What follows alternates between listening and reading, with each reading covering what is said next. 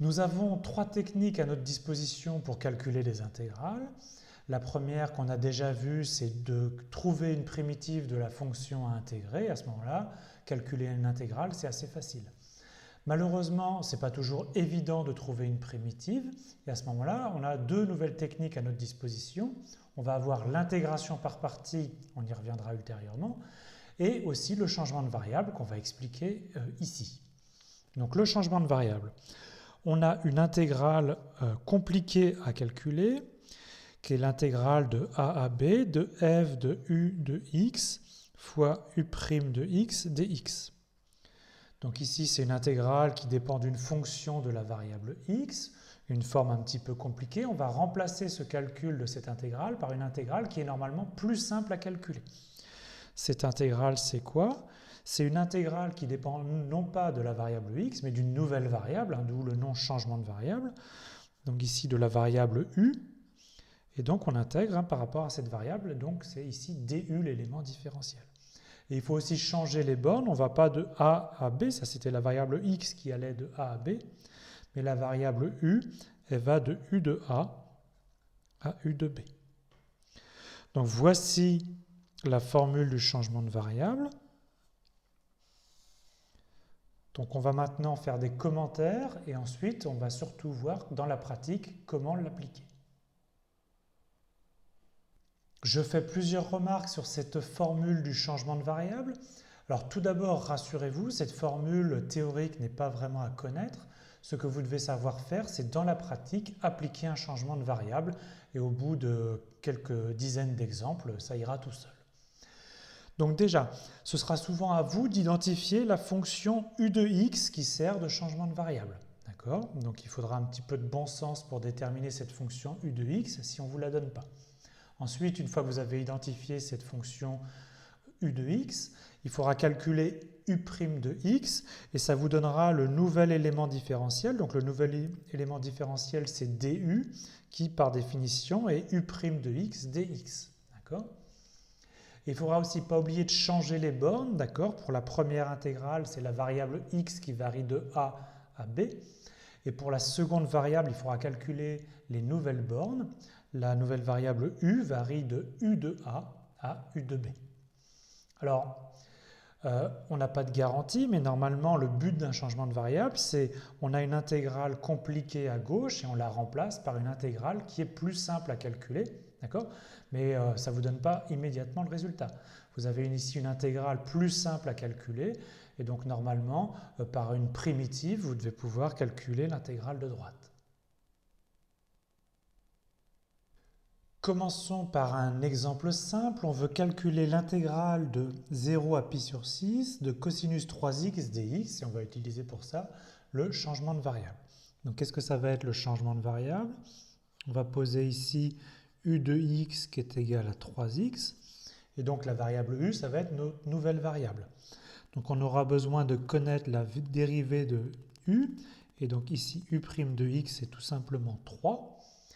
Et donc qu'est-ce que c'est que le nouvel élément différentiel, du? Du par définition, c'est u' de x dx. Et donc c'est ici tout simplement 3 fois dx. Alors ici on a du en fonction de dx. Des fois, on aura besoin de dx en fonction de du. Ce sera le cas ici. Donc on pourrait écrire aussi que dx, c'est du divisé par 3. D'accord? Alors avant d'appliquer la formule du changement de variable, on a aussi besoin de changer les bornes.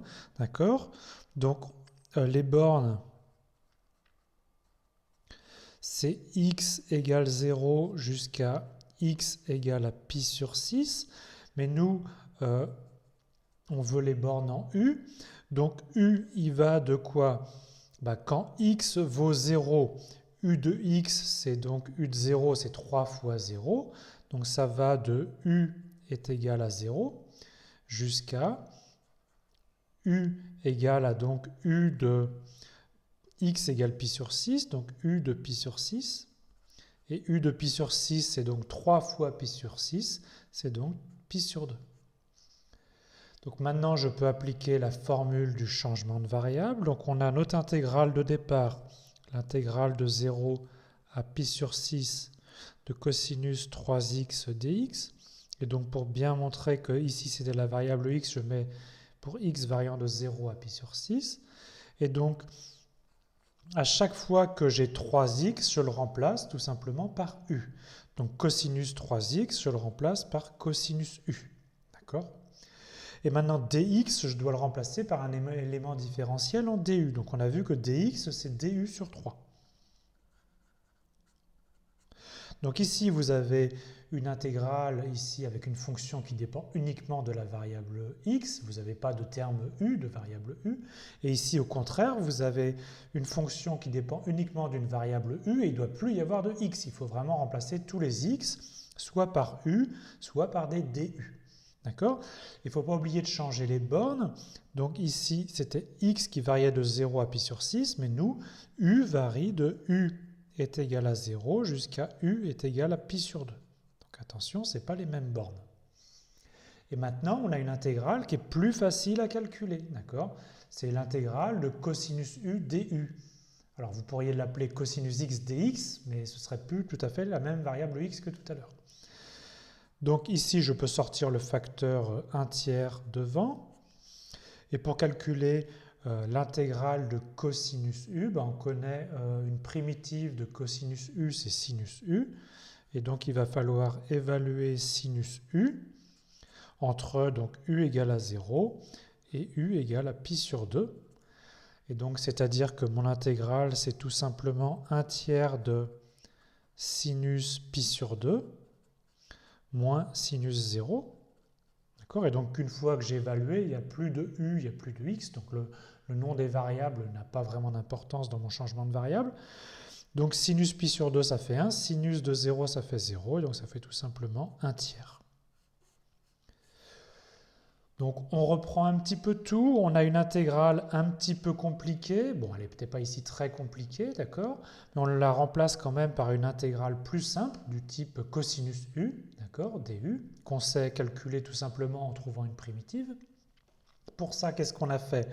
On a posé une nouvelle variable u qui correspond en fait à l'ancienne variable 3 fois x, d'accord. On a calculé le nouvel élément différentiel, et on a changé les bornes. D'accord? Donc il faut faire toutes ces étapes à chaque fois. On passe à un second exemple un petit peu plus compliqué. Ensuite, ce sera à vous de pratiquer pour maîtriser cette technique du changement de variable. Donc ici, on a une intégrale, l'intégrale de 0,1 d'exponentielle x divisé par racine d'exponentielle x plus 1 dx. D'accord? C'est une intégrale un petit peu plus compliquée. On voit quand même qu'on a plusieurs exponentielles x, donc c'est assez naturel de poser le changement de variable u de x égale à exponentielle x. On aura besoin de la dérivée de u de x, donc ici u' de x, c'est aussi exponentielle x, d'accord? Parce que la dérivée d'exponentielle, c'est elle-même. Et pour l'élément différentiel, du, donc de la nouvelle variable u, par définition, du, c'est u' de x dx, et donc c'est ici tout simplement exponentielle de x dx.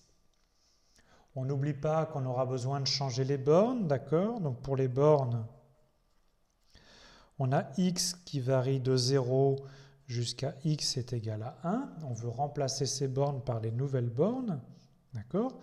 Donc quand x égale à 0, u en 0, ça vaut exponentielle 0, d'accord? Donc u, il va varier de exponentielle 0, c'est-à-dire 1, jusqu'à u de 1, d'accord? Et u de 1, c'est exponentielle 1, c'est-à-dire c'est e.